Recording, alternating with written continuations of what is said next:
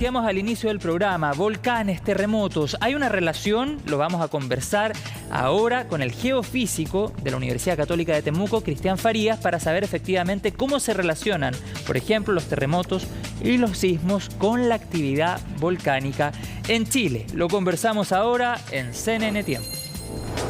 Bueno, y vamos a hablar sobre este tema, sobre volcanes y terremotos, con Cristian Farías, él es geofísico de la Universidad Católica de Temuco y además autor del libro Volcanes y Terremotos. ¿Cómo estás, Cristian? Bienvenido a CNN Tiempo.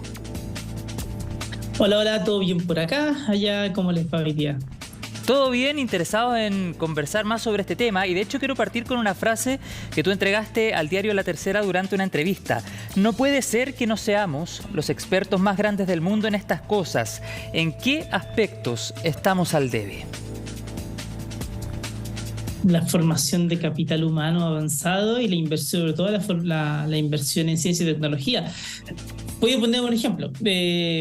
Para los alemanes, que tienen mucha plata invertida en ciencia, es súper obvio venir a estudiar los volcanes chilenos. Simple. Un verano vienen para acá, se van de pronto a los volcanes del norte o de pronto se van a los volcanes que están en el centro-sur o incluso en el sur. Pues vienen con estaciones, los instalan y luego sacan datos, colaboran con algunos científicos chilenos y luego vuelven y publican investigaciones y trabajan mucho. Y nosotros no tenemos esa posibilidad, o sea, resulta que nosotros que vivimos al lado de los volcanes, yo vivo a 60 kilómetros, 70 kilómetros, 80 kilómetros del volcán más activo de Chile. Nosotros tenemos que ir a hacer nuestros doctorados fuera para poder aprender con la gente que ha trabajado mucho investigando para después poder volver, lo cual es un sinsentido total. Acá es donde deberíamos, como tenemos el laboratorio natural aquí andando mismo, nosotros deberíamos estar sacando todo de inmediato mientras está pasando. O sea, este es el espacio del mundo donde podemos estudiar grandes terremotos y erupciones volcánicas casi como nadie. O sea, dime. Y en ese sentido, la existencia no hace tantos años del Ministerio de Ciencias, ¿no ha pavimentado un poco más el camino? Sí, pero en la medida que no tengas financiamiento te quedas plantado. O sea, necesita la institucionalidad, eso está bien. Este año también se anunció un aumento en el presupuesto de ciencias, lo cual también está bien, pero seguimos gastando menos de la mitad menos del 0.5% del Producto Interno Bruto en ciencia y tecnología. Es muy poco en comparación con otros países desarrollados. Y necesitamos eso sobre todo porque tenemos un desafío gigante para tratar de ver cómo vamos a convivir mejor con nuestros terremotos, con nuestros volcanes, y tenemos que ser los líderes totales del mundo en esto. O sea, para allá tenemos que ir. Sin duda, y parece paradójico en un país, como tú decías, lleno de volcanes, en un país sísmico que nos sorprenden cada ciertos años. Es bien paradójico que no seamos los expertos, como tú decías, a nivel mundial en esta materia. Y a propósito de los desafíos que tú también planteabas recién, ¿dónde están hoy día los puntos de preocupación en nuestro país? ¿Qué zonas, qué lugares de nuestro territorio tú consideras están propensas, por ejemplo, a un eventual desastre? Muchas, porque depende del fenómeno natural que quieras ver. Si nos ponemos a pensar en cuáles son los lugares donde hay un potencial de grandes terremotos, por ejemplo, tenemos el norte de Chile, ahí todo lo que es de Iquique para el norte, todo lo que está en Antofagasta, Tocopilla, todo lo que está en la región de Atacama, también la zona central con la costa de Viña, Valparaíso, que también están esperando un terremoto bastante grande. En el sur de Chile también tenemos las erupciones de los volcanes como un volcán Villarrica, un volcán Yaima, y en estos días hemos estado viendo cómo también las lluvias nos generan aluviones grandes en la cordillera que después bajan y afectan pueblos y pueden afectar ciudades también. Entonces, el problema para armar un desastre no es tanto el fenómeno, que el fenómeno no se va a dar, sino más bien el cómo uno se prepara, si es que las ciudades están o no preparadas para ello, si es que existen formas de convivir con estos fenómenos o no. Y creo que ahí, claro que hay lugares que están muy complicados, lugares altamente expuestos, como toda la zona de Pucón. Santiago, que es sumamente vulnerable a distintas cosas, también es un problema. La zona costera también, la zona costera de la quinta región también es un lugar donde hay que poner mucho ojo, porque en realidad siempre hay que atacar lo que es la mitigación del fenómeno y ver cómo de alguna manera uno reduce el riesgo. Eso se puede hacer con decisiones políticas y decisiones sociales, en definitiva. De hecho, ayer hablábamos en CNN Tiempo sobre el eventual tsunami, por ejemplo, que pudiese existir en costas de la región de Valparaíso y los riesgos que implica por la distribución de la ciudad en Viña del Mar. Lo focalizamos particularmente en la ciudad de Viña del Mar y que a raíz de lo mismo surge como la alternativa a la evacuación vertical que ya se ha puesto en práctica en algunos países. Tú tocabas también, Cristian, el volcán Villarrica. ¿Representa hoy un riesgo el volcán Villarrica? El volcán Villarrica siempre representa un riesgo. Pero o sea, a raíz ahora del está aumento de la alerta actividad, amarilla. por eso te lo pregunto. Claro, pero es que por eso, ahora está en alerta amarilla y nos está dando señales de que está alterado, lo que significa que este es el momento de ponerle atención, este es el momento de hablar del volcán, pero todavía no nos da señales claras de que vaya a tener una erupción de forma inminente. Entonces, como que no es que vaya a ocurrir algo inmediatamente y que va a destruir todo, nada de eso es lo que ha estado mostrando el volcán, pero sí es el momento donde uno tiene que preocuparse mucho acerca de qué es lo que te está diciendo el volcán, cómo se está comportando y ponerte a pensar en los escenarios, cómo podría ser una erupción de este volcán, qué zonas van a ser las más afectadas, dónde tendría que ir yo si es que estoy en la zona, de manera más preventiva, de manera de estar pensando en lo que va a pasar, pero porque los volcanes siempre nos pueden sorprender. Un Villarrica, por ejemplo, podría tranquilamente calmarse después de esta crisis que está teniendo por 2 meses ya, pero también podría recrudecer en cosa de días. Eso es lo que pasa cuando tienes un volcán alterado. Te cuesta entender, te cuesta predecir cuál de los fenómenos es el que va a ocurrir. Pero sí es una preocupación, sobre todo por cómo se ha desarrollado la zona en torno a él, que es muy parecido un poquito a lo que pasaba con el tsunami en Viña del Mar. Es decir, hay zonas que están muy expuestas a lo que el volcán puede hacer. El desarrollo de la zona ha sido muy de espalda al riesgo.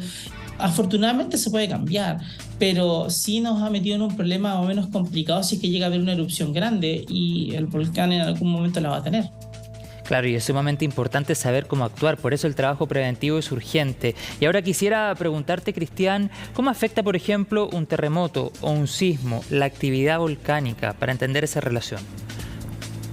Uy, de muchas maneras. En Chile, por ejemplo, hemos tenido uno de los casos como más emblemáticos de una erupción de un volcán después de un terremoto, porque eso puede pasar. Eso ocurrió en 1960. 2 días después del gran terremoto de 1960, el Cordón Cauye hizo erupción, y una erupción bien fuerte. En el mundo hemos visto varias veces volcanes reaccionando ante terremotos, no siempre con erupciones, eso es como lo más raro, pero por ejemplo hemos visto enjambres sísmicos que ocurren en los volcanes después de los terremotos, o también hemos podido ver que hay cambios en la dinámica del volcán después del terremoto. A veces pasa que incluso los volcanes se calman. Tenemos un caso del volcán Yaima que se calmó muchísimo después del terremoto del Maule y estamos tratando de entender por qué. O sea, no solamente te puede reactivar un volcán, un terremoto, sino que te puede calmar un volcán. Y eso implica de que los volcanes son bastante más sensibles de lo que uno cree.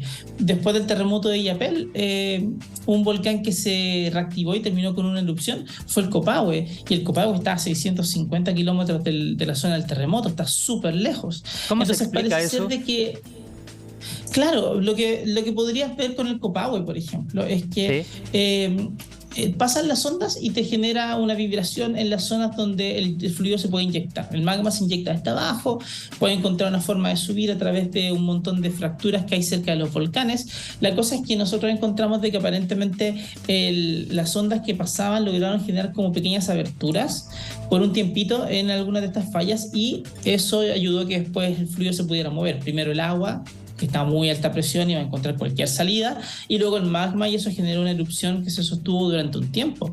También con el Nevado de Chillán pasan las ondas, te vas del volcán y el volcán se empieza a desequilibrar. También puede pasar más en el tiempo que el volcán en las zonas más cercanas, que el terremoto en las zonas más cercanas te estira o te comprime a los volcanes, lo cual es muy interesante, y eso ayuda entonces a que el magma de hasta abajo encuentre que de repente es más fácil subir. Pero eso puede pasar en el tiempo, y de hecho si uno mira, por ejemplo, los datos, te encuentras con que los volcanes que más actividad han tenido después del terremoto del 2010 son puros volcanes que están frente a la zona de ruptura del terremoto del 2010. El Copahue, el Nevado de Chillán y el Peteroa. Son los volcanes más activos de Chile en la última década y casualmente están todos en la zona más afectada por el terremoto del 2010. O sea, la afectación del terremoto puede durar muchos años y en Chile lo estamos viendo ahora, lo cual de nuevo nos convierte en este laboratorio natural perfecto para estudiar todo este tipo de cosas. Bueno, es sumamente interesante el punto que tú estás tocando, Cristian, y a modo de conclusión entonces podemos afirmar que sí existe una relación entre terremotos, sismos, volcanes, ¿verdad? Sí, pero no es tan sencilla como uno pensaría. Claro. No pasa siempre y no siempre terminamos con una erupción. Entonces, por eso es materia de investigación, es decir, cómo va a reaccionar un volcán después de un terremoto, qué tiene que pasar, qué características tiene el terremoto, cómo tiene que estar el volcán. Pareciera ser que los volcanes que más tienden a reaccionar, por ejemplo, son los volcanes que están más activos, previo al terremoto. Pero ahí hay que ir viendo cómo se han comportado, qué es lo que están haciendo, y de hecho eso se trata un proyecto de investigación que nos dedicamos hace súper poco acá en la universidad para poder estudiar esto durante 3 años. O sea, es parte de lo que estamos haciendo en ciencia al día de hoy. O sea, estamos hablando de cuestiones que estamos descubriendo mientras están ocurriendo. Perfecto. ¿Y algunos volcanes activos en nuestro país que tú nos pudieses enumerar en esta entrevista? En esta misma tendencia, Planchón Peteroa, que está en la región del Maule, el Copahue, que está en la región del Biobío, el Nevado de Chillán, que está en la región del Ñuble, y obvio, no podemos dejar de mencionar al Villarrica, que está ahí en la Araucanía, junto a su vecino Yaima, que está muy, muy, muy tranquilo después del terremoto del Maule. Sí que son 5. Ya. Perfecto, importante tener esos datos sobre la mesa a raíz precisamente de lo que estábamos conversando con Cristian Farías, él es geofísico de la Universidad Católica de Temuco, además autor del libro Volcanes y Terremotos. Te quiero agradecer, Cristian, por esta conversación. Qué importante es acercar la ciencia a la ciudadanía en términos simples para que sea lo más entendible posible, que muchas veces pasa y precisamente es parte de la crítica que genera en la población que se habla de ciencia y no se entiende, pero en este caso se entiende todo, así es que muchas gracias por la conversación. Cristian Farías con CNN Tiempo, con CNN Chile durante esta tarde, y vamos a seguir en contacto porque hay muchos otros temas que analizar relacionados a lo mismo. Muchas gracias y que tengas buena tarde. Muchas gracias por invitarme y cuando quieran seguimos conversando de este tema.